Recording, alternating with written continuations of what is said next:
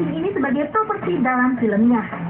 Yudi Jai ternyata bukan hanya dituangkan dari tampak luarnya saja yang terkenal panjang, namun interior mobil ini tidak lepas dari sentuhan seni Jai. Di bagian kabin terdapat jacuzzi tub atau bak besar tempat berendam air hangat, sandek atau tempat berjemur, kolam renang, parabola, hingga tempat tidur dengan ukuran kasur yang besar. Yang lebih mencengangkan lagi, Jai menyediakan helipad di bagian belakang kabin limusinnya tersebut.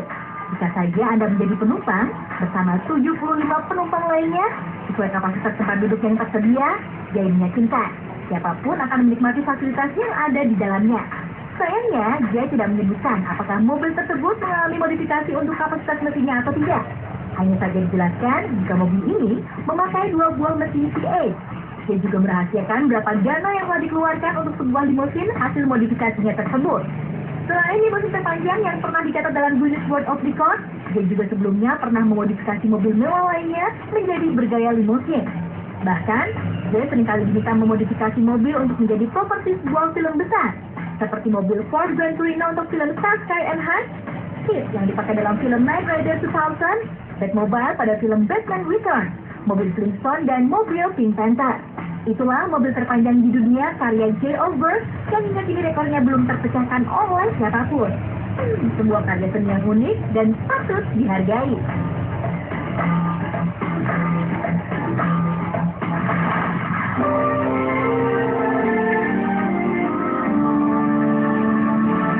Ada cinta yang kurasakan saat berpacaran.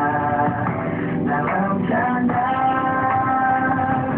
ada cinta yang kau getarkan saat ku resah dalam harap. Oh indahnya cintamu,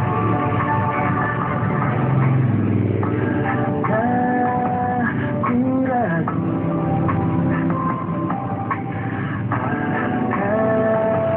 sikapmu, tapi mengapa kini semuanya indah oleh saja.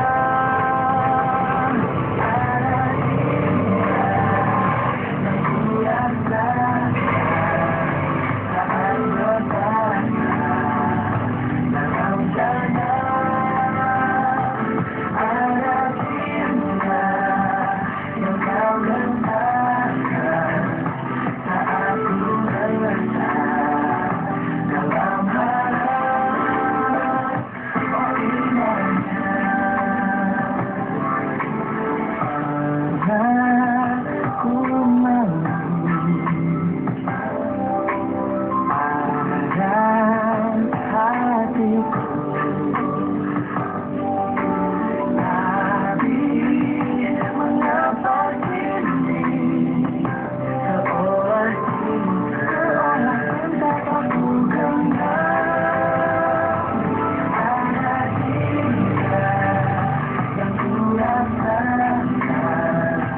saat bertanya dalam canda.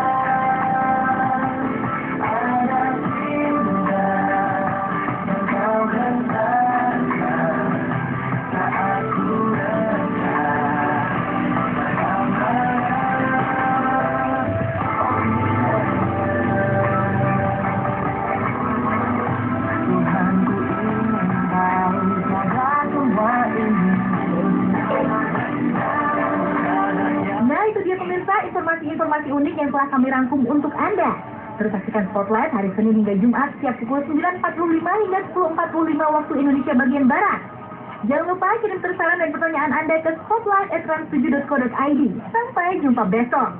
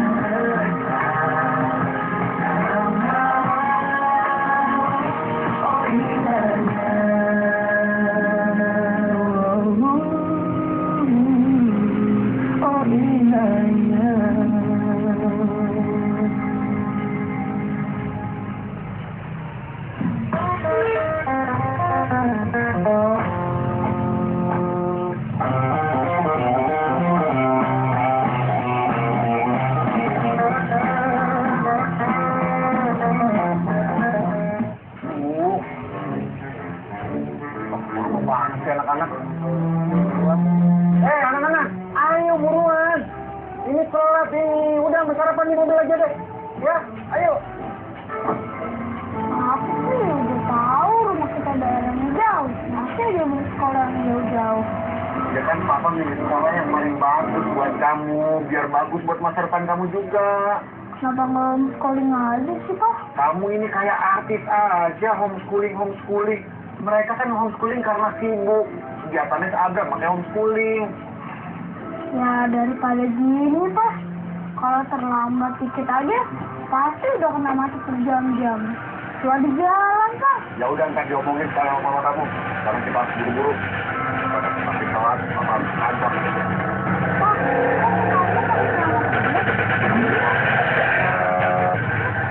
Papa lupa buru-buru sih tadi. Hah?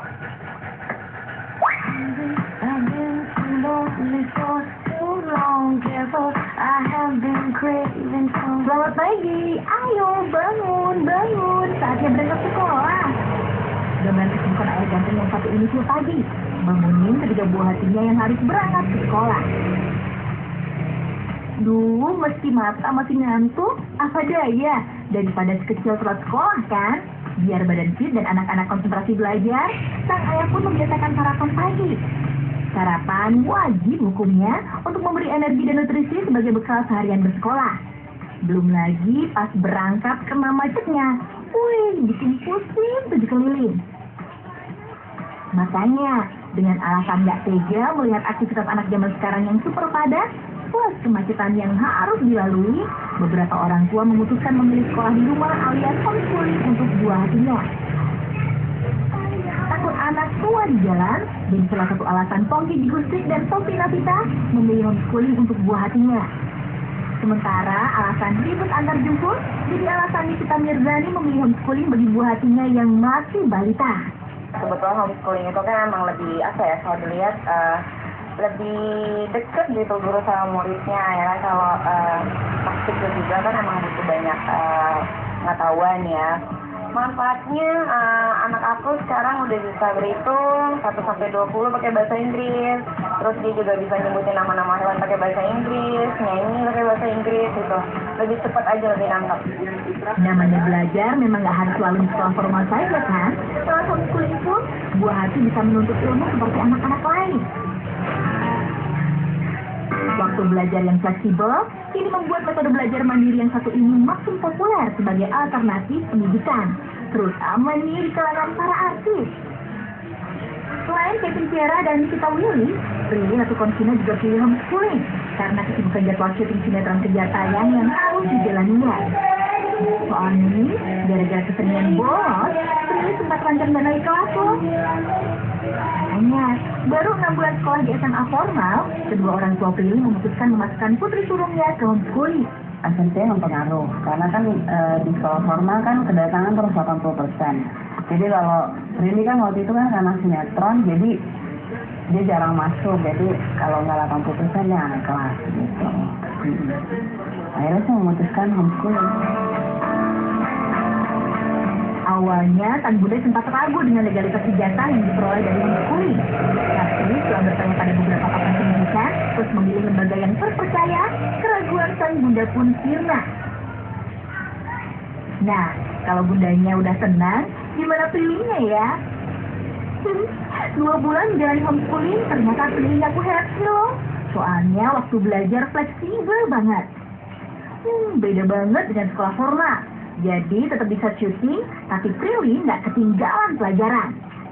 Rasanya homeschooling tuh enak banget.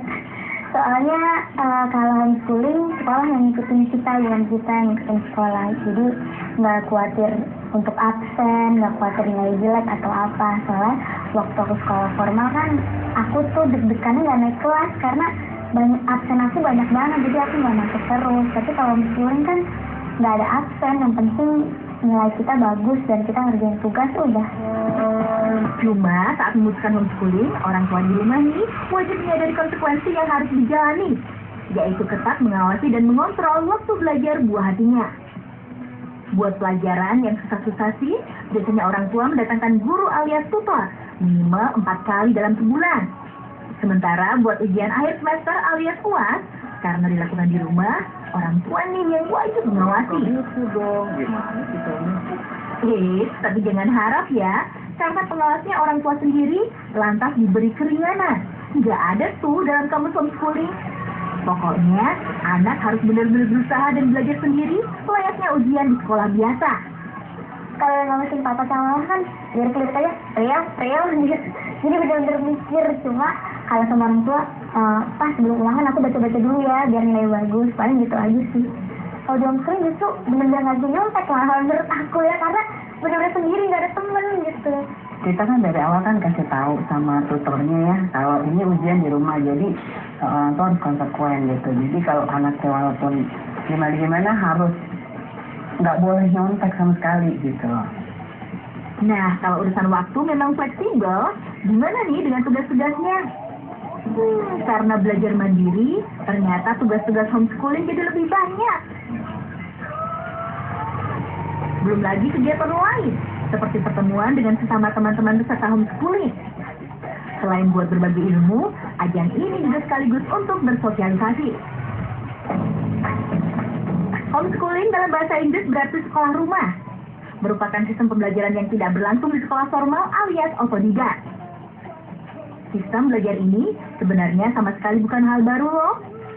Zaman dulu, udah banyak tokoh-tokoh penting dunia yang berhasil dalam hidupnya dengan homeschooling.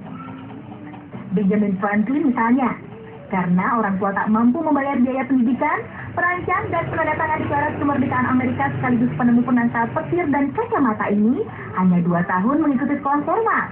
Selebihnya belajar di rumah. Lalu Alexander Graham Bell, penemu telepon dan pendidik dari Amerika kelahiran Skotlandia ini juga dididik sendiri oleh sang ibu loh. Sementara di Indonesia, tokoh yang mempraktekkan homeschooling adalah Ki Hajar Dewantoro dan Kiai Haji Agus Salim, Menteri Luar Negeri pertama Republik Indonesia. Zaman dulu yang bisa mendidik anak kan hanya bangsawan.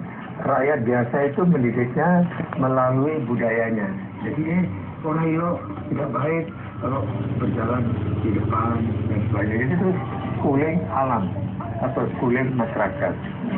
Tapi lama-lama itu sekolah berdiri, zaman Belanda ada sedikit, kemudian zaman Republik itu bukan besaran, Orde Baru juga besar-besaran, dan mestinya setiap negara itu punya undang-undang wajib belajar. Itu punya. Keberadaan homeschooling memang legal di mata hukum Indonesia.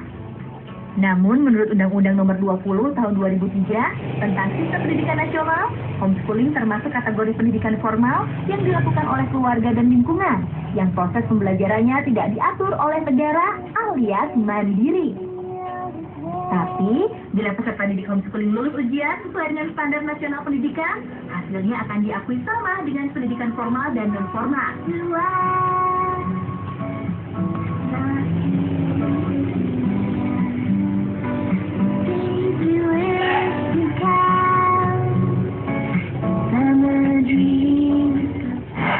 Dan dia telah menunjukkan bagi kamu apa yang ada di langit dan di bumi. Sauri saus tiram membuat masakan biasa jadi istimewa.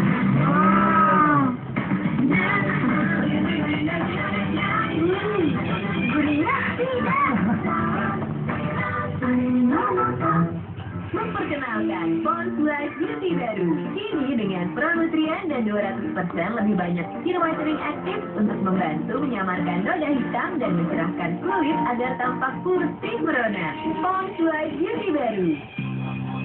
Pak, biar atap nggak bocor dan dinding bebas rembes, dilapisin pakai apa ya? Aqua saja. Bantu